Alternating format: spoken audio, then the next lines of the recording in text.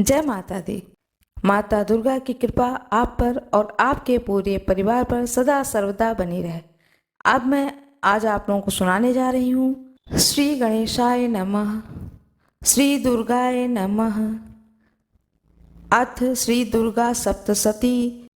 अब मैं पढ़ने जा रही हूँ दुर्गा सप्तशती का छठा अध्याय। षष्ठो अध्याय धूम्रलोचन वध। ध्यानम। मैं सर्वगेश्वर भैरव के अंग में निवास करने वाली परम उत्कृष्ट पद्मावती देवी का चिंतन करता हूँ। वे नागराज के आसपास बैठी हैं। नागों के फणों से सुशोभित होने वाली मणियों की विशाल माला से उनकी देहलता उद्भासित हो रही है। सूर्य के समान उनका तेज है। 3 नेत्र उनकी शोभा बढ़ा रहा है। वे हाथों में माला, कुंभ, कपाल और कमल लिए हुए हैं तथा उनके मस्तक में अर्धचंद्र का मुकुट सुशोभित है। ऋषि कहते हैं, देवताओं का यह कथन सुनकर दूतों को बड़ा अमर्ष हुआ और उसने दैत्यराज के पास जाकर सब समाचार विस्तार पूर्वक कह सुनाया।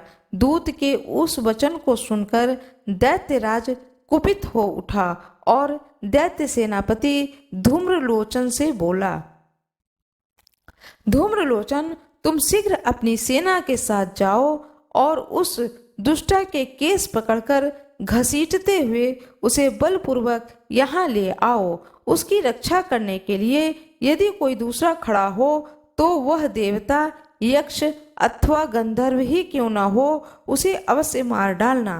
ऋषि कहते हैं, शुंभ के इस प्रकार आज्ञा देने पर वह धूम्रलोचन दैत्य 60,000 असुरों की सेना को साथ लेकर वहां से तुरंत चल दिया। वहां पहुंचकर उसने हिमालय पर रहने वाली देवी को देखा और ललकार कर कहा, अरे तू शुंभ निशुंभ के पास चल। यदि इस समय प्रसन्नता पूर्वक मेरे स्वामी के समीप नहीं चलेगी तो मैं बलपूर्वक झोटा पकड़कर घसीटते हुए तुझे ले चलूंगी। देवी बोली, तुम्हें दैत्यों के राजा ने भेजा है। तुम स्वयं भी बलवान हो और तुम्हारे साथ विशाल सेना भी है। ऐसी दशा में यदि मुझे बलपूर्वक ले चलोगे तो मैं तुम्हारा क्या कर सकती हूँ। ऋषि कहते हैं, देवी के यूं कहने पर असुर धूम्रलोचन उनकी ओर दौड़ा। तब अंबिका ने होम शब्द के उच्चारण मात्र से उसे भस्म कर दिया। फिर तो क्रोध में भरी हुई दैत्यों की विशाल सेना ने और अंबिका ने एक दूसरे पर तीखे सहायकों को, शक्तियों को, फरसों की वर्षा आरंभ कर दी। इतने में ही देवी का वाहन सिंह क्रोध में भरकर भयंकर गर्जना करके गर्दन के बालों को हिलाता हुआ असुरों की सेना में कूद पड़ा। उसने कुछ दैत्यों को पंजों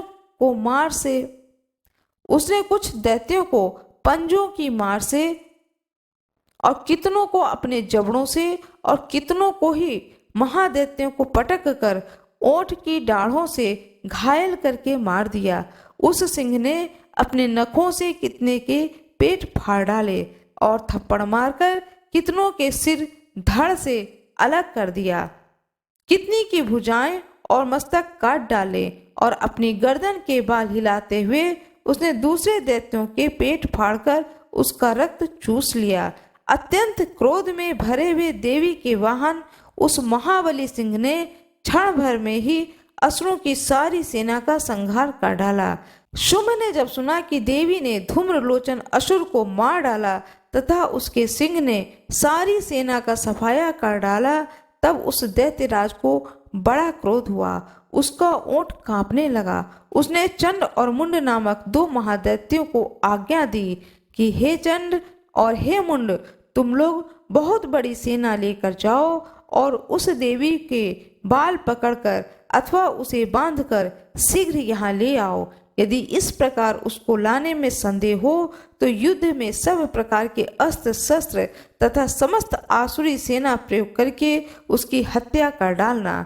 उस दुष्ट की हत्या होने तथा सिंह के भी मारे जाने पर अंबिका को बांधकर साथ ले शीघ्र ही लौट आना।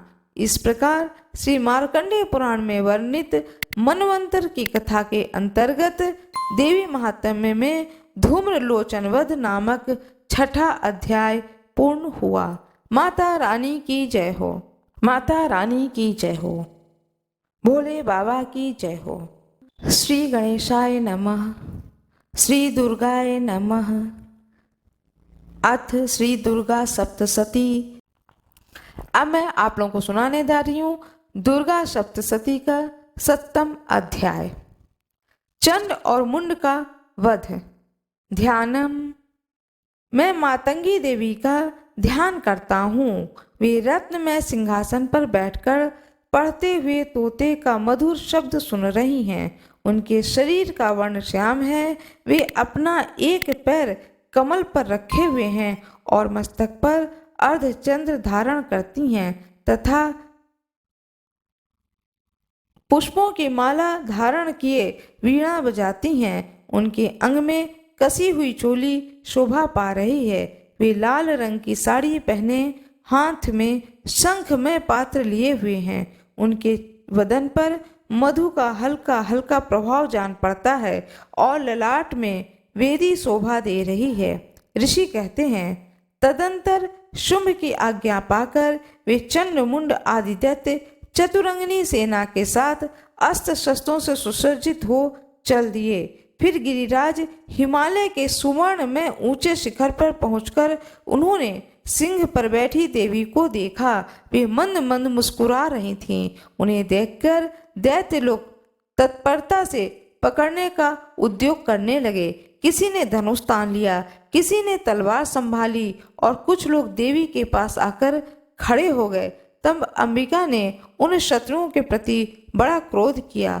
उस समय क्रोध के कारण उनका मुख काला पड़ गया, ललाट में भवें टेढ़ी हो गईं और वहां से तुरंत विकराल मुखी काली प्रकट हुई जो तलवार और पाश लिए हुए थीं। वे विचित्र खड्गवांग धारण किए और चीते के चर्म की साड़ी पहने नरमुंडों की माला से विभूषित थीं। उनके शरीर का मांस सूख गया था, केवल हड्डियों का ढांचा था जिससे वे अत्यंत भयंकर जान पड़ती थीं। उनका मुख बहुत विशाल था, जीभ लपलपाने के कारण वे और भी डरावनी प्रतीत होती थीं। उनकी आंखें भीतर को धसी हुई थीं और कुछ लाल थीं। वे अपनी भयंकर गर्जना से संपूर्ण दिशाओं को गुंजा रही थीं।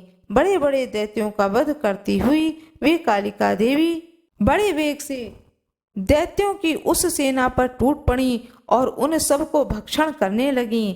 वे पार्श्व रक्षक को अंकुशधारी महावतों, योद्धाओं और घंटा सहित कितने ही हाथियों को एक ही हाथ से पकड़कर मुंह में डाल लेती थीं। इस प्रकार घोड़े, रथ और सारथी के साथ रथी सैनिकों को मुंह में डालकर वे उन्हें बड़े भयानक रूप में चबा जाती थीं।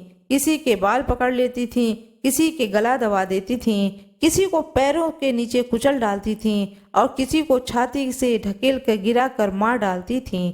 वे असुरों के छोटे हुए बड़े बड़े अस्त्र शस्त्र मुंह में पकड़ लेती थीं और रोष में भरकर उनको दांतों से पीस डालती थीं। काली ने बलवान एवं दुरात्मा दैत्यों की वह सारी सेना रौंद डाली, खा डाली और कितनों को मार भगाया। कोई तलवार के घाट उतारे गए, कोई खड्गवांग से पीटे गए। कितने ही असुर दांतों के अग्रभाग से कुचले जाकर मृत्यु को प्राप्त हुए। इस प्रकार देवी असुरों की उस सारी सेना को क्षण भर में मार गिराया।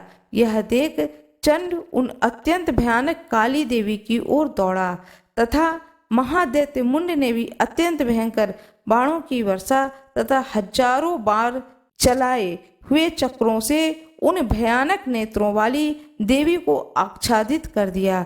वे अनेकों चक्र देवी के मुख में समाते हुए ऐसे जान पड़े मानो सूर्य के बहुतेरे मंडल बादलों के उदर में प्रवेश कर रहे हों। सब भयंकर गर्जना करने वाली काली ने अत्यंत रोष में भरकर विकट अट्टहास किया।